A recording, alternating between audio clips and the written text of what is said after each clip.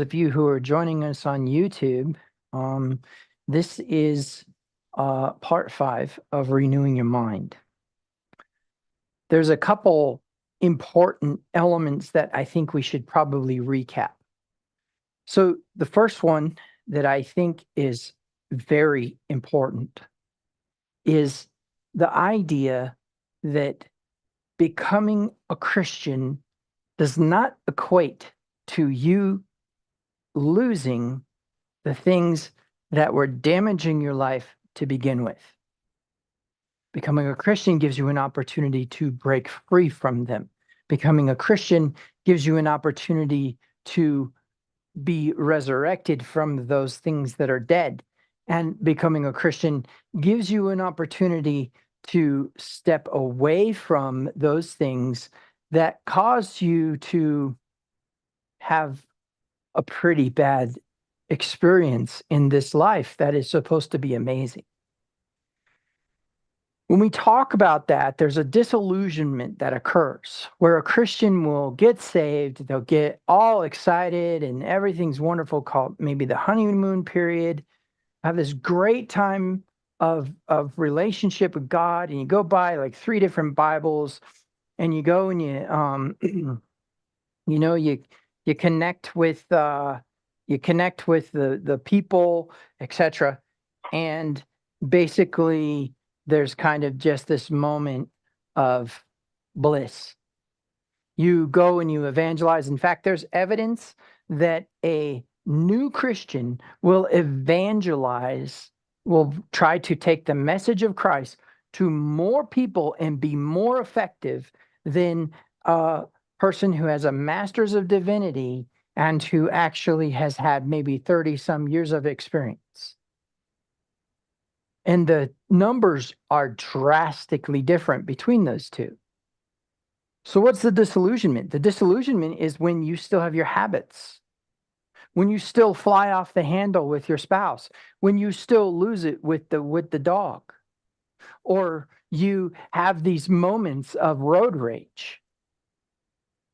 Or better yet, you set boundaries and limitations because you don't want people encroaching upon your wounds, or you don't want people encroaching upon your limiting beliefs. Oh, I could never do that.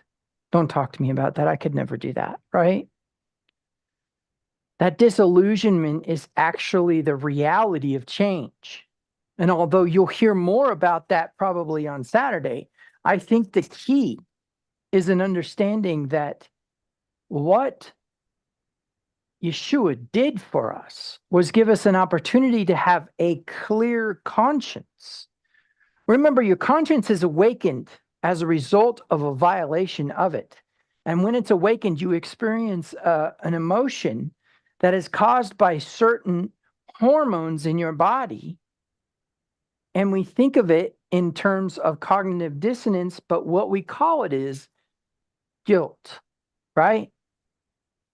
So it provides you an opportunity to have a clear conscience. Well, when do you have a clear conscience? When you're living in your wounds, your limitations, and you have a lack of imagination. Now, when I talked about wounds, I addressed the issue that there is a necessity to ask the question, who told you you were naked? And the whole idea behind it was to get you to understand that you are the one who believes that you are naked. You are the one who convinced yourself that you're wounded. Yes, something bad occurred. A car accident, molestation, a beating, perhaps years of emotional abuse. But you, with your mind, created the actual wound. By accepting what? The false reality that was asserted by the person who had an attitude towards you that was not one of identifying you as an emanation of the divine. Remember, you are a spark of the divine. And in that way, there's an element where you are the presence of the intensification of all power in the universe in front of a person. But to them, you were a threat or a resource, and maybe both. Maybe it was better to humble you than to accept that you might threaten their ego, right? Etc. But you're the one who believes the lie. And you're the one who perpetuates the lie. Why? Because of the second thing that says, where are your accusers? If there is nobody to accuse you of being a victim, then you're choosing to be a victim. I didn't say you were choosing to be victimized. I said you're choosing to be a victim. Now take it a step further. And here's the important part. Wounded people wound people. So not only are you choosing to be the victim and not something else, not a different type of entity, but you will also carry and perpetuate that darkness on into another generation. And I'm not just saying children. You'll do it to your coworkers. You'll do it to your spouse. You'll do it to your friends. You'll do it to your pastor, your rabbi. Okay? Now, remember I told you the final outcome of any type of change that's going to occur with a wound is a change in identity. And that identity is what?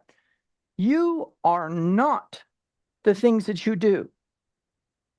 Even if you have wounded others as a result of perpetuating your wounds, perpetuating your darkness, buying into the lie of your identity, there is the potential to change.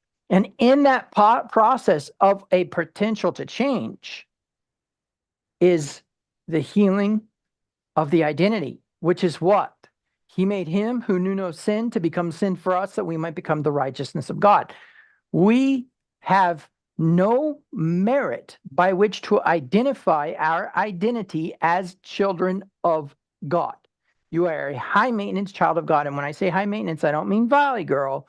I mean someone who God checks on often to make sure that you're okay. Notice I'm using the word God, but the principle is the intensification of all power in the universe, the creative energy that has intelligence and has decided in that intelligence to have a relationship with you, says that you cannot create, nor can you destroy your position as what? The righteousness of God. Why? Because of Yeshua's work, because of the work that he did with his death. Why is this so important? Because now when we get into identity, we understand that a child of God does God things. And Elohim does Elohim things. A power or entity does entity things. I mean, power things. Down. But instead, we're choosing to believe this identity over here. So remember, it's not what you do that makes you who you are, but what? But what you believe about yourself. So that's how you heal a wound. You heal a wound by one, changing your identity in your brain, not by going and getting a suit instead of wearing torn jeans. You change it here. It'll change here, but you change it here. Okay. But then the next principle is that as we begin to move in the direction of the healing of wounds, and we understand that there is that principle of identity, then obviously there's a point in time where we have to step up and become the change that we expected everyone else to change first. And not only that, but we have to admit, and this isn't some, once you admit your problems, you're halfway there. No, you have to admit that you have done damage, that you are the problem. You are the cause of this world being the way it is, and get over it. Because why? Because it did not change your identity. That imputation of no sin means that you cannot create nor destroy that position. Now, that's the recap, right? So we have the word evil in the Hebrew being a twisted or what? Or a weak mind, right? And then we have the word for light in the Hebrew actually being what? The strong mind. Remember the head with the ox, right? Okay. So the principle is as we step into a strong mind, obviously our identity changes. But that's it for the wound. Now, one of the things I said is that we have what? We have wounds. Okay. In order to be an effective change that this world needs, we need to heal from our wounds and address our limiting beliefs. And we need to get over our lack of imagination. So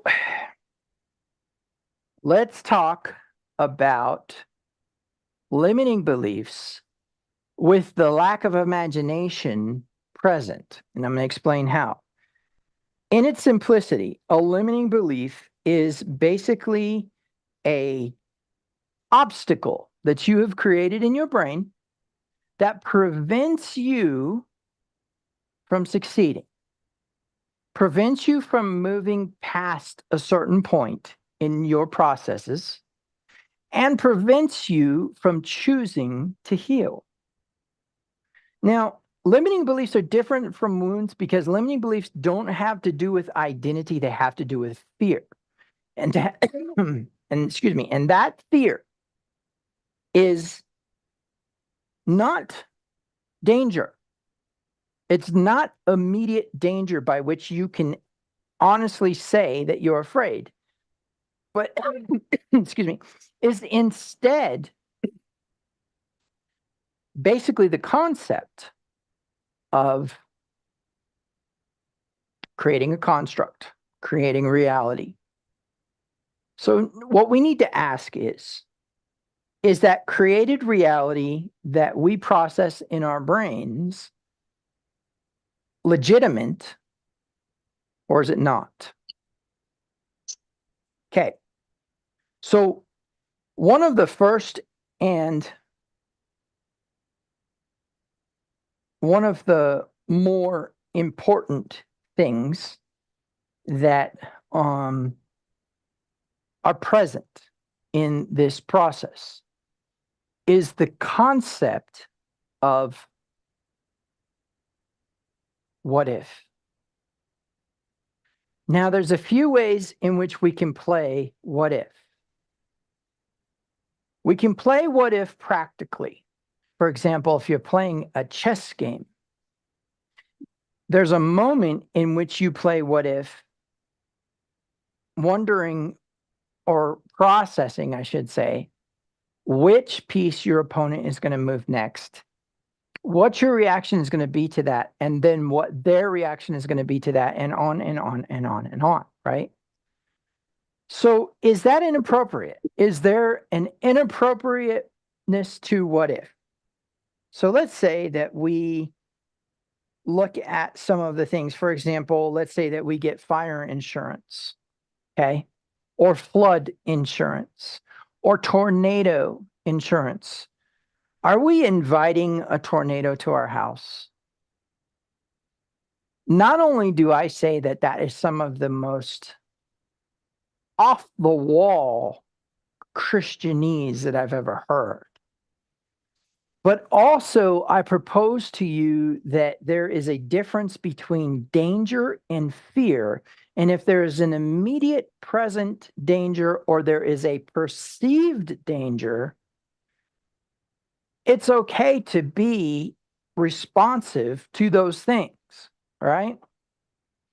So if you live in Tornado Alley, hey, it doesn't hurt my brain at all to hear that you're paying a certain amount of money for the possibility that your house might be destroyed and it would be replaced. Same goes for fire insurance. Why is this important? Because a lot of people can get caught up in what is fear and what isn't fear, and what is planning and what is preparation for the possibility of something. I think one of the reasons that it's important is because there is an element present in our thought process where we think fear is okay to have. But I'm going to show you something tonight that's going to show you how dangerous your limiting beliefs are. This will probably be a two-part section specifically about limiting beliefs and also a demonstration of a lack of imagination. But then we're going to go into a whole thing about the lack of imagination. So the first thing that I want to do is I want to explain via a kind of parabolic style piece of information. So I myself am trained in a martial art. And one of the things that we teach in our martial art is that a lack of imagination is our enemy, not our opponent. Our opponent is the person we are engaging with. The principle behind my martial art is engaging with another human being, not breaking boards, not, doing high kicks or anything like that, but engaging in a defensive or offensive manner with a human being. It's a combat art. Well, why is a lack of imagination important? Well, in almost every martial art, you have what? You have movements that are predetermined movements that you learn, right? And those movements are called katas, or they're called, they're called jurus, or they're called some other thing that, depending on which martial art it is, they're called some other thing. And the principle is there a list of, or a series of movements that are predetermined, right? And in that process, the idea behind it is that eventually you learn that those movements are specific blocks, right?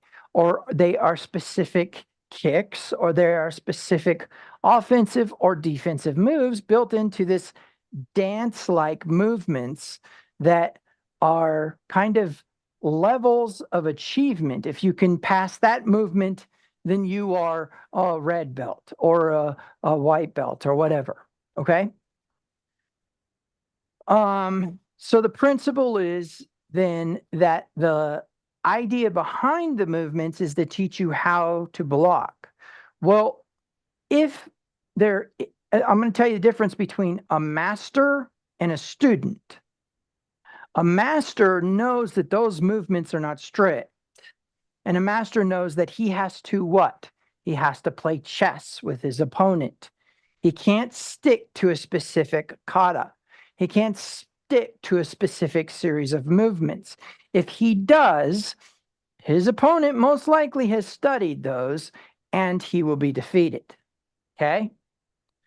What a master does is he takes the concept of the movement into consideration.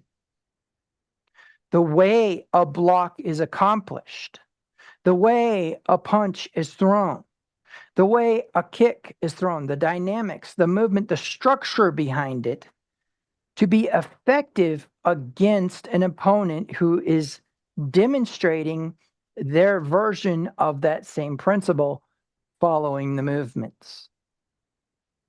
Everybody in martial arts has their go-to punch, their go-to kick, their go-to block, except for mine. In my martial art, we are trained to believe that if we stick to a strict group of movements, we will lose and we will fail. Okay? And so the principle is that we need to learn how to imagine and counter as we're imagining. And that's happening as the punch is being thrown, as the kick is being thrown. So let's circle around now to, so we had that kind of that parabolic element. Now let's kind of apply this across it, right? Across into this renewing your mind. Limiting beliefs are partially that strict group of movements. And unfortunately, the opponent, whoever that may be, whatever that may be, could have possibly memorized those movements and has developed counters for them. I can tell you that there are certain martial arts that I probably will never want to engage with. And there are certain martial arts that don't even scare me because they're so strict on their movements. I've already studied the counters. And so you get in a stance, I already know what you're going to do. But the principle is that if you were to do something off the wall, I might try to back away. I might try to say, hey, I'm good. You know, it's interesting. This galaxy behind me I chose it because it's one of two galaxies that's nicknamed the Skull Galaxy. In this galaxy, it's not galaxy, sorry, it's a nebula. It's a nebula. And as a nebula, it is what? It is a star birthing center. Now, what's interesting is because of the speed of light and because of the distance and all of those things, those are already expired. They are no longer a nativity of stars, right? But instead are what? They're gone. They're dead. They're removed. But what's interesting is the amount of energy and power and light that's coming out of that thing makes it look like that. Absolutely beautiful. Gases coming together, becoming dense, and then becoming stars. And all that under the control of the intensification of all power in the universe, right? It says he breathes stars out of his mouth. He's the star breather, right? And in that process, we can accept that there is an amazing, amazing amount of physics, both nuclear and otherwise, going on even in our own star, the sun. Why is this so important? Because there is no limitation to our minds when we try to accept that that's already gone. But there is a limitation in your mind as to whether you are going to be successful in business. I can speak to this personally. I'm fascinated by the stars. The lack of imagination has me stuck, has you stuck in those limitations. Now we're going to get into the details of imagination, but the lack of imagination is what's destroying you. Now, what does that have to do with limiting beliefs? Well, the limiting beliefs are what? Those are the go-tos. It's what we default to when we come to a certain crossroads in our lives. What are limiting beliefs developed from? Well, there's three areas that create limiting beliefs. The first is something where you conclude after a series of attempts that something is not doable, that there's just something you can't accomplish, okay? It often has to do with wounds, but it also has to do with, like I said, a lack of imagination. Instead of looking at the light bulb that you did not get right, you continue to try to find a different light bulb. You continue to try to get to that next level of change. You continue to push through. A limiting belief says you can't do that. Some examples of limiting beliefs is, oh, you know, I would love to open a beauty salon, but I never will because I don't feel like I can cut hair. Your dream is already present and your ability to imagine it is there, but you choose not to because of that limiting belief that you can't cut hair. There's a belief you can't cut hair. And maybe you can't, but did you ever try? Right? Maybe you have tried a few times and failed, and maybe it's because you lack a mentor. Maybe you lack the lead ox. Or maybe it's because you don't have the imagination to do it because you believe you can't. Limiting beliefs are traps. beliefs that actually stick you in a certain space. They invite through intention as a result of that belief system. Remember, it's not what you do that defines who you are, but what you believe about yourself is exactly what you do. So here's how this works. You say, oh, you know what? I'm really not good at relationships. I probably belong alone. Done. Do not try to be in a relationship. But what do? You go and you find a relationship that's bound to fail. You go find that person, you're attracted to that person, and you attract that person who will be the relationship that fails. Because what? Because of limiting beliefs. Limiting beliefs are most likely subconscious. They aren't necessarily cognitive. They are not necessarily a conscious cognition, I should say. Now, the reason why limiting beliefs are so dangerous is because that was Yeshua's response to the disciples when they would not understand the level of authority and power, energy that they had present within them and the collective connection that they had. He would say, "Oh, you of little faith. Oh, you of limiting beliefs. Why would you believe that you couldn't control the weather?" Right? So a lot of times limiting beliefs are based upon learned behavior, but a lot of times limiting beliefs are based upon a passed down group of information. Remember, I said one of the ways is experience, right? Where you basically learn to limit your beliefs. The next one is where you are taught, yes, still learning, but you are taught by someone else to have that same limiting belief. Now you have married and you have a spouse, and that spouse does not believe that they will ever be successful in business. And now you want to start a business. And so they say, you know what? We can't afford it. We don't have the time. We don't have the resources. We have all these other things going on and we just can't do it. And so you adapt to that and you say, yeah, you're probably right. And God knows what opportunity you just missed. There's a millionaire who's prolific in the area of politics. And I can tell you that millionaire I followed for many years, he has failed many times. He's still a millionaire. In fact, he's a billionaire. I shouldn't say millionaire. I think that's offensive to him.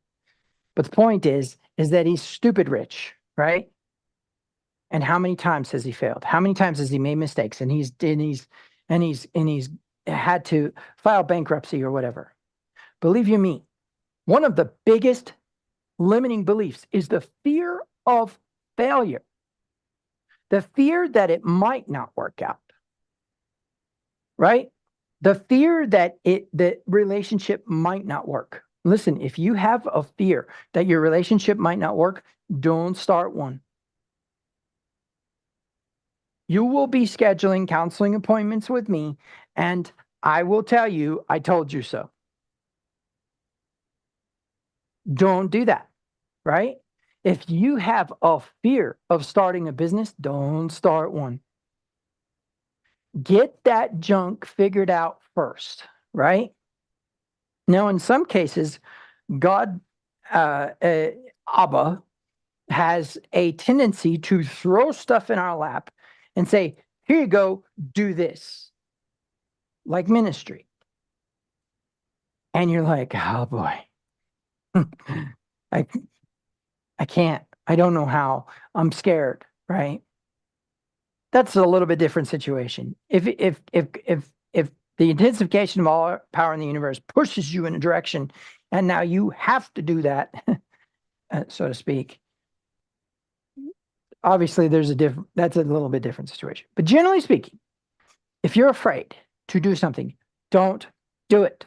Because that means that your mind, body, hormones, everything is geared towards a compensation for that fear. and not a movement in the direction that you need to go. Literally, we'll start out on the trail, find a bush, hide behind it, and sit there and wait and watch people walk by and wonder if they're a threat. That's what you'll do, metaphorically, of course. That's what you'll do. Limiting beliefs cause wounds. An example of this is when a parent believes something that is a limitation and they propagate it to their children in such a way that creates neglect or abuse. That's not the only case, right? Limiting beliefs can also come and be presented in marriages. They can be presented in sibling rivalries. They can be presented in all kinds of things, and that becomes learned behavior. The final way, and this is the most difficult and hard for most to accept, is that it is actually DNA information passed down from another generation teaching you, no, telling you you can't. Very dangerous. This is the most dangerous of them all. The epigenetic connection between a limiting belief that you have and your grandfather or your great-great-grandfather is dangerous. But there's good news.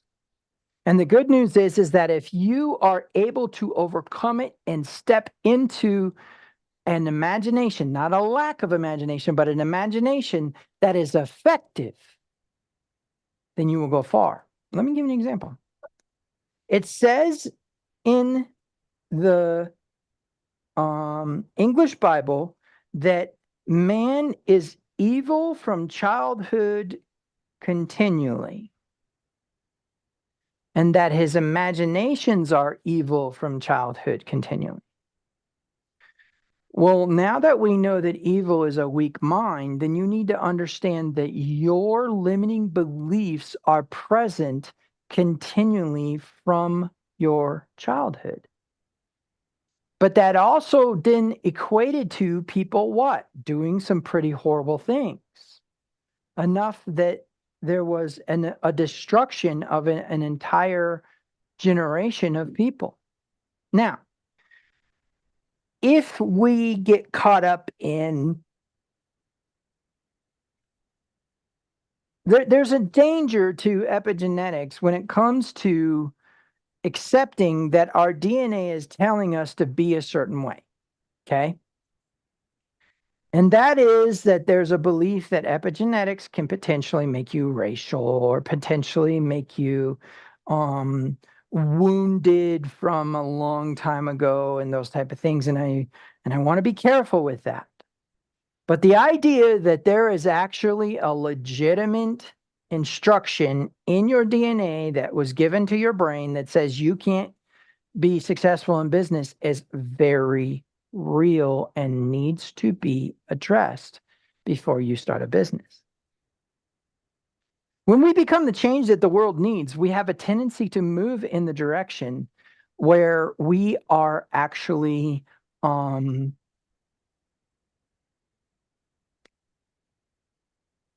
of higher up, right? Like elite. Most business owners are superior to most wage earners in mind, because they took the step that the wage earner wouldn't.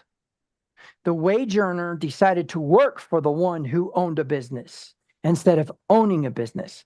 Now, there's no condemnation there, but understand that that probably came from a limiting belief. That probably came from a belief that you can't be the boss, you can be the worker. And I'll bet you there's some of you that even say, man, I'm content to just earn a paycheck and, bring home the bread and do the do, right? Okay, fine. I get that. I understand that there's a routine and there's a safety, there's a consistency to those processes, but you will not be effective. You will not be effective as long as you are working for another human being. And I know that sounds off the wall because obviously some people work for other people and are very effective in motivational speech, whatever. Please understand what I'm saying is you would never be effective in business as long as you work for somebody else, because you haven't experienced the danger of failure, not the fear of failure, the danger of failure. The moment you step out, man, when we started this ministry, I had no money. And I walked into a church, and fortunately, I had a number of friends who knew about it who showed up.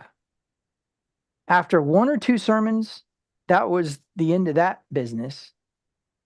But the people who continued to show up and people who showed up later on are still here. And next thing you know, and I at the beginning I said, hey, look, I'm never going to ask for money. And I have a rule. I have a rule that as long as there is a venue by which to preach, there is a people to listen, and there is an income, I will keep the doors open. All three of those have been threatened before. But the principle is that when I said, I will never ask for money, there's a box over there. You want to put money in it? Fine. At the end of the service, I'll get in the box and I'll take your money, and I promise you, I will make it work. Man, I'm telling you, one time I went and I got in that box and there were two $600 checks and I about fell out. But the principle is that when you hit the ground running, you were in danger of failure. That first day, I was in danger of nobody showing up and the gates closing that day. Whoops, my bad, God. I did not know that you didn't want me to start a ministry. Let me go my separate way. Right? But instead, 15 people showed up, which was the limit for COVID at that time, which was great. And not only that, but there were $200 in the box at the end of the day. I did it. It's because I believed in what I was called to do.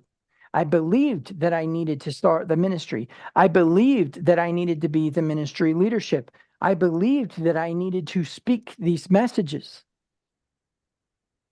There was no fear. There was no fear of failure. There was an absolute acceptance that if it wasn't going to work out, then it wasn't going to work out. Let me tell you why. It was during COVID, and I watched during COVID ministries fall. Big ones. Completely, buildings sold, stuff, assets liquidated, pastors working a job at McDonald's, right? And then I watched other ones go whoosh, and I was like, wow, this is the great equalizer. COVID is doing the work, right? These ministries are falling out, and they're getting on TV, and they're getting on radio, and they're going door to door and stuff like that, asking for money. Now, I've asked for money a few times, so I'm not gonna sit here and make it sound like I have that pride, because I don't. What I'm saying is they're going, oh, you need to help us continue in our ministry. We're short because of COVID. If God wanted your doors open, they'd be open. And I went into ministry with that heart because I believed that the success of the ministry was not contingent upon me, maybe upon my stewardship, but not upon me, but upon the heart listening to Abba. And if he drew hearts, and if those hearts provided gas money for the vehicle to get up to the church, which was pretty much all I needed at that time. Now, granted, this thing wasn't cheap, right? But it's paid for. Out of what? Out of a heart. That thing wasn't cheap. It's paid for out of a heart. All this equipment you don't see, the lighting, the video switcher, the stream deck, the monitors, the wireless mic, all paid for without asking for a dime, because it's up to him to keep it open, right?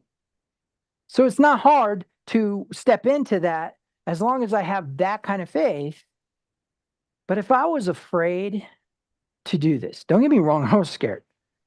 It wasn't scared of fear of failure or whatever. It was this uneasy feeling that I was a hypocrite. And it was this, and obviously, right, limiting beliefs, okay, fine. But also what? Identity, right? I'm a hypocrite.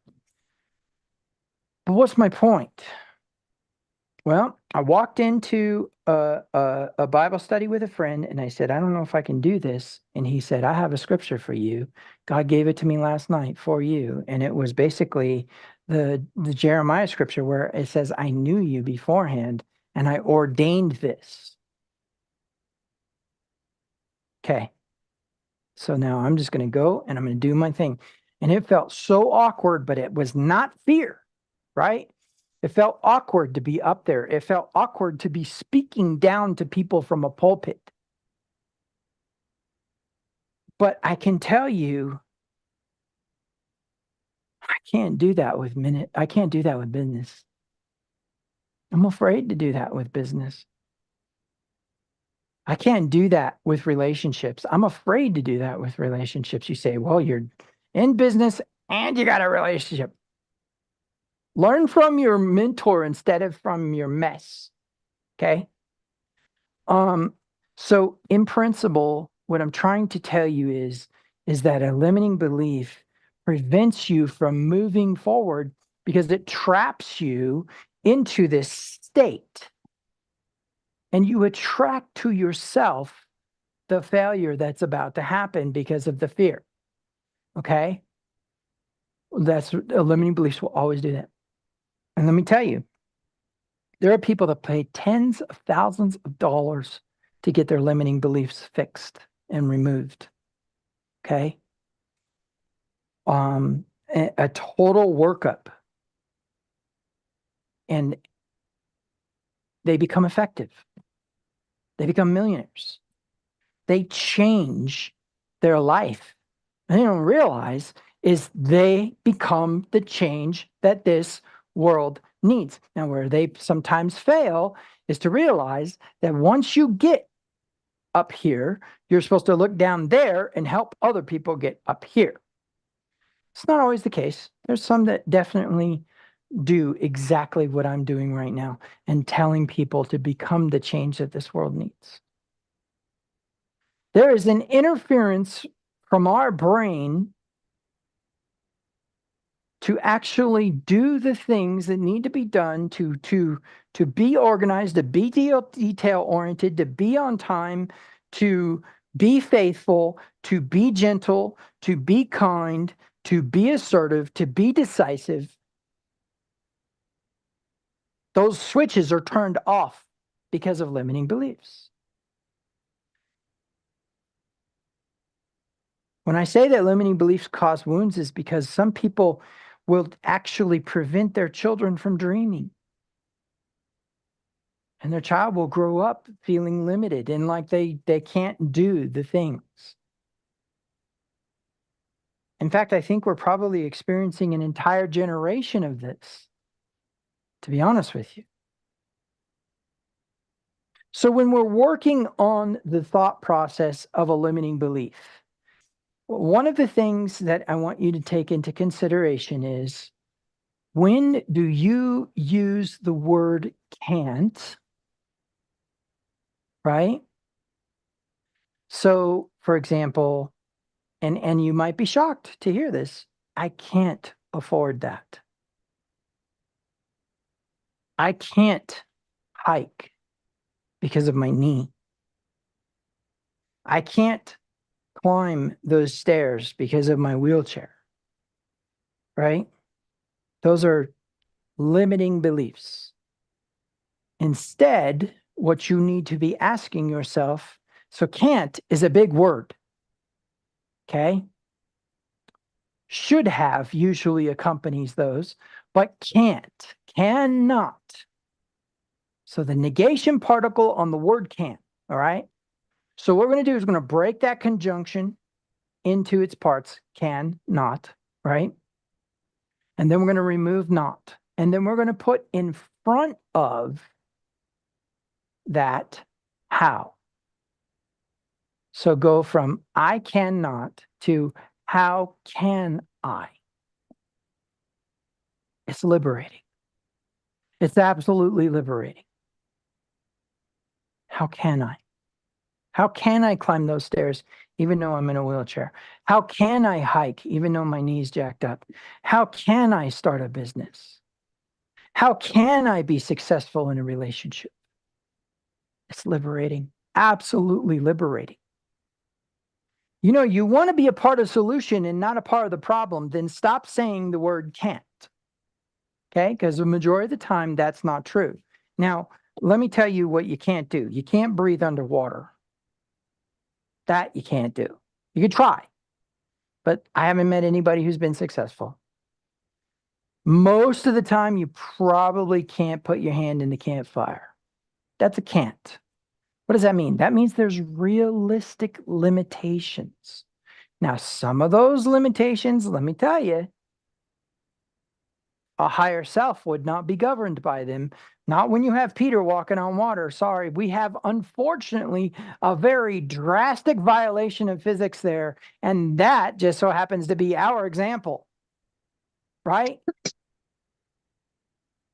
So in principle, as we move through the mechanism of change, we begin to ask the question, how can I?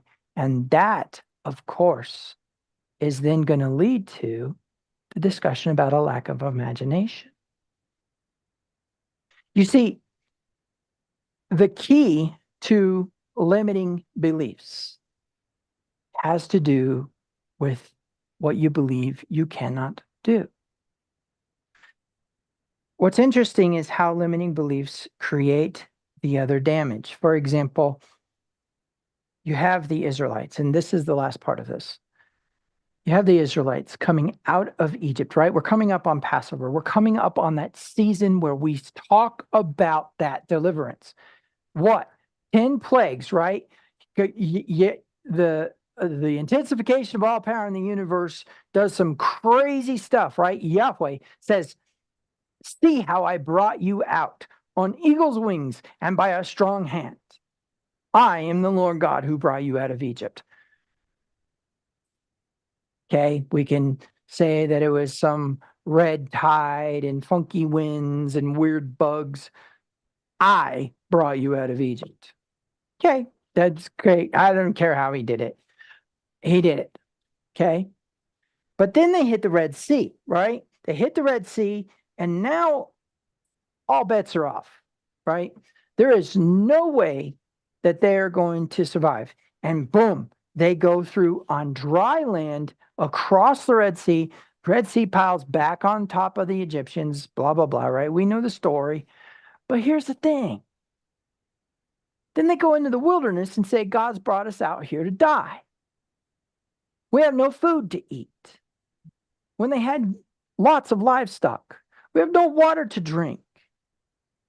Right?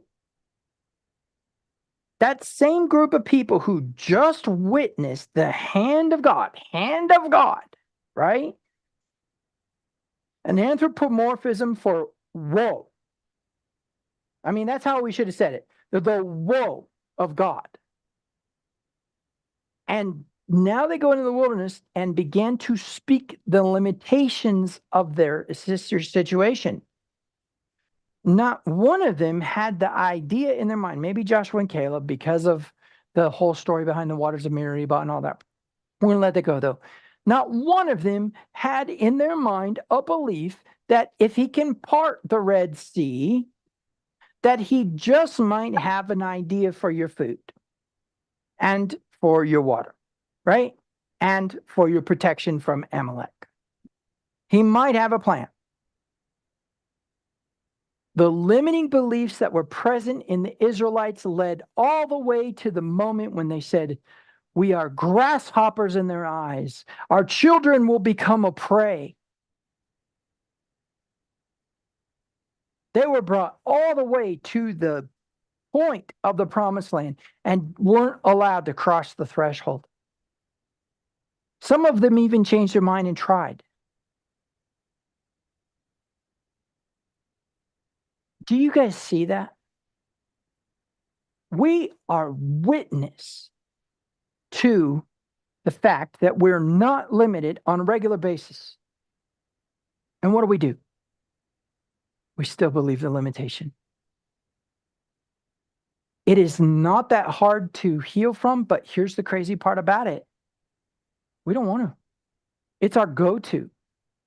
It's our set of movements to be offensive or defensive. And it's because we don't think about the fact that the enemy has already studied those movements. Nobody's ready for Kinatavnu to step into business, but everybody's ready for Kinatavnu to fail in business. That's Rabbi Q, right? But here's the crazy part. If you want to see something different, listen to this. This comes straight out of my my recovery coach certification, comes straight out of Alcoholics Anonymous, trauma treatment, whatever. If you always do what you've always done, then you will always get what you always got. But if you do something different, expect something different. So if you go into business with an understanding that it's going to fail and it fails, don't be mad, because that's what you always done. But if you go into business and believe that it's about to you're going to hit the ground running and it's about to explode, then you're going to get a different result. You say, Q, is it as easy as that? Well, how easy was it for Peter to step out of the boat? But how easy was it for him to sink?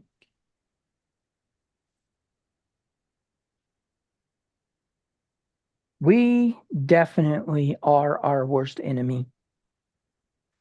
And, I use business and relationships, but guys, this goes into so many areas of our lives.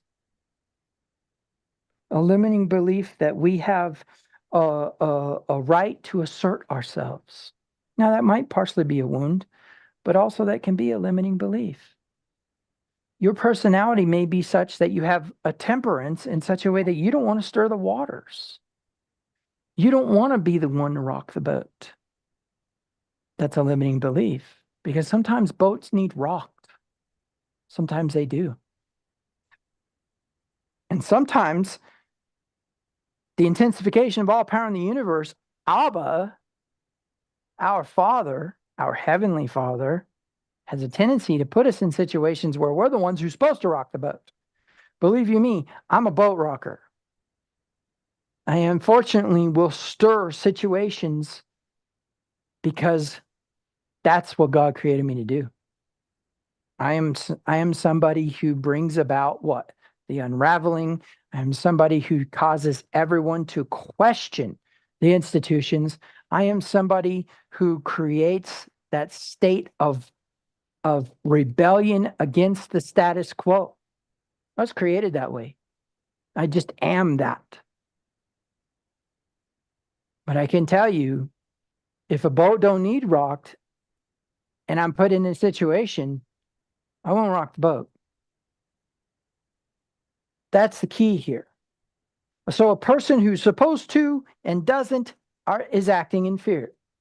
A person who is not supposed to and does is acting in presumption and entitlement, which again goes back to a lack of imagination, but also unfortunately goes towards wounds. Usually a neglect of a need. So in conclusion, when we're dealing with limiting beliefs, one of the things that you need to understand is how powerfully ingrained it is into your psyche, into your soul. Suke in Hebrew, which is psyche, means soul. Into your soul. It's ingrained in your very existence to fail because of fear. Not because of danger. Don't get me wrong. There's a necessity to prepare for things. There's a necessity to be vigilant. Look at how Nehemiah worked on the wall. Had the shofar in one hand, right? Or the shofar had a weapon in one hand and a tool in the other. And as they tooled the wall, they were ready to fight in an instant. And if the shofar was blown, you went to that place. You followed that sound. You got to that sound. It was not about a tool anymore, was it? It was about a weapon. But your ability to defend that area was contingent upon a preparation for an attack. It wasn't about fear. It was a preparation because there was a perceived danger. You getting a security system on your house is not you inviting a thief. That's what charismatic preachers on TV teach. But instead is you accepting that there's a possibility that there might be an attack or a problem. And don't get me wrong, if you get paranoid with that, or if you get weird with that, then that's a different story. You start locking doors, closing curtains, and hiding in your bedroom, it's probably a wound. But if you have a security system in place so that you can identify if somebody was to break in, it's a little bit different, right? So in principle, the best thing you can do is to take the word can't, break it apart into cannot, drop the not, add how to the front. So if I say, I can't do this thing, change it to how can I do this thing? And I'm going to tell you something.